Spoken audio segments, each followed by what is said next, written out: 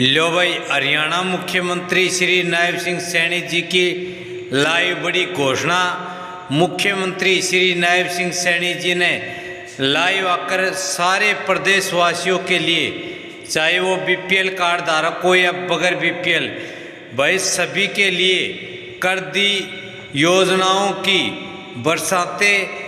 तो सुन लो मुख्यमंत्री जी ने लाइव आकर क्या कहा। तो सारे भाण और भैया ने, काके ताऊ ताइया ने, मर्द वीर और लुगैया ने आपके अपने राज की हाथ जोड़कर राम राम।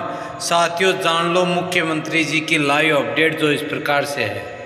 मैं इस सम्मेलन का जो थीम भी है वो मजबूत, टिकाऊ और विश्वसनीयता, बुनियादी ढांचा हमारे प्रदेश के विकास का मूल मंत्र है। मुझे ये भी खुशी है कि यह हमारी सोच का परिचायक है कि हम केवल विकास की गति पर ही नहीं बल्कि उसकी गुणवत्ता पर भी ध्यान केंद्रित करते हैं। यह हमारी सोच है। मुझे ये भी खुशी है कि आप सब जानते हैं कि जब किसी भी कार्य को सुनिश्चित और स्थायी रूप से हमें करना हो तो उसके लिए एक स्पष्ट, वैज्ञानिक और सुव्यवस्थित प्रक्रिया की आवश्यकता होती है। SOMPS प्लानिंग से लेकर रखरखाव तक एक संपूर्ण दृष्टिकोण प्रदान करते हैं। SOMPS ये भी तय करते हैं कि योजना कैसे बनेगी, डिजाइन कैसा होगा और सामग्री की गुणवत्ता कैसी होनी चाहिए। ये अथॉरिटी उस बात को भी सुनिश्चित करेगी। हम सब जानते हैं कि इसके अलावा भी SOMPS यह भी सुनिश्चित करने का निर्माण प्रक्रिया में कौन कौन से निरीक्षण होंगे, सुरक्षा के क्या मापदंड होंगे और पर्यावरण की दृष्टि से किन पहलुओं का ध्यान रखना वो आवश्यक होगा। जब आज हम देश के यशस्वी प्रधानमंत्री नरेंद्र मोदी जी के विजन के अनुरूप विकसित भारत, विकसित हरियाणा की दिशा में हम तेजी से आगे बढ़ रहे हैं।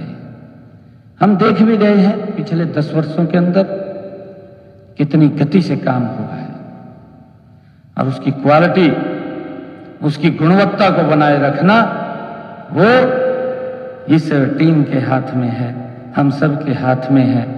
और मुझे पूरा विश्वास है कि जो आज ये क्वालिटी इंश्योरेंस बना है, ये इस मजबूती में धाकड़ हरियाणा में ये धाकड़ मजबूती से आगे बढ़ेगा और इसका लंबे समय तक प्रदेश को तो लाभ मिलेगा, परंतु प्रदेश के साथ साथ बाहर के लोगों को भी उसका लाभ मिलता है।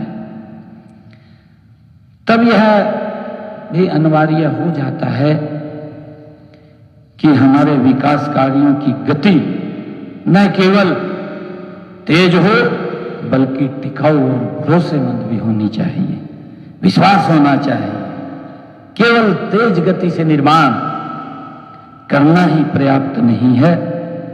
अगर गुणवत्ता से समझौता करके तेज गति से निर्माण किया गया हो तो उसका परिणाम दुर्घटनाएं, लगातार लागत में बढ़ोतरी और जन विश्वास में कमी आने के रूप में हमारे सामने आता है।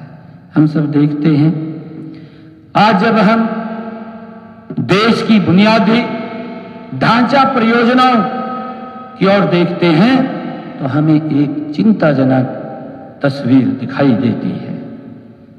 आज अगर हम देखें वर्ष 2024 केंद्र सरकार की 1821 परियोजनाओं में से 780 परियोजनाएं पूरा करने की निर्धारित सीमा से पीछे चल रही थी पूरा करने की।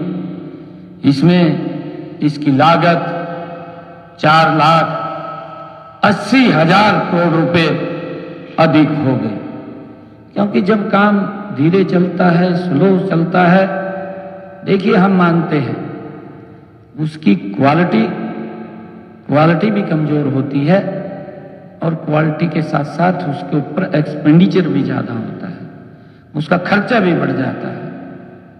और अगर अपने पूरे समय तय समय में, क्योंकि जब हम पूरा एसओपी बनाते हैं और एसओपी जब बनता है हमारा, जब से उसका टेंडर की प्रक्रिया, टेंडर के बाद जब उसकी शुरुआत से लेकर के उसके अंतिम चरण तक जब हम काम करते हैं, तो अपने पूरे समय के अंदर वो काम होना चाहिए, क्योंकि उसका महत्व ही उसके समय में है।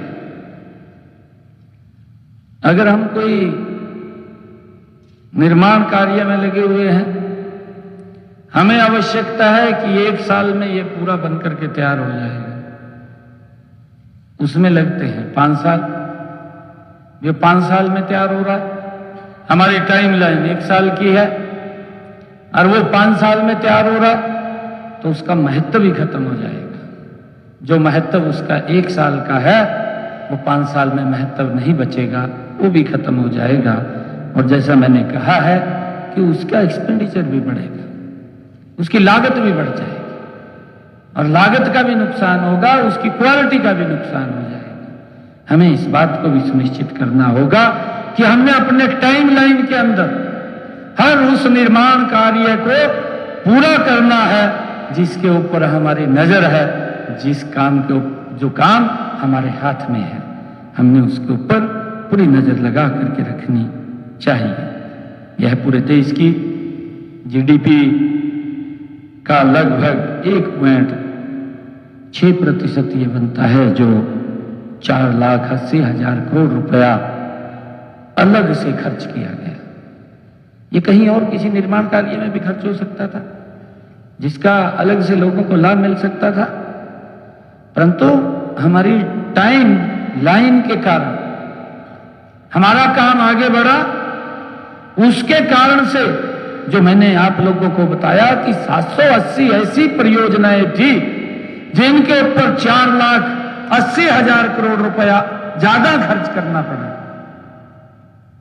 आप देखिए कि अगर इतना ज्यादा खर्च करना पड़ा तो इस पैसे के अंदर और कितना निर्माण इस देश की जीडीपी के अंदर वो शामिल हो सकता था, खड़ा हो सकता था। इस देरी के मुख्य कारण अपर्याप्त गुणवत्ता जांच, सही ढंग से योजनाएं न बनाना और समय पर निरीक्षण न करना, इसका परिणाम है। हमें इस बात का ध्यान रखना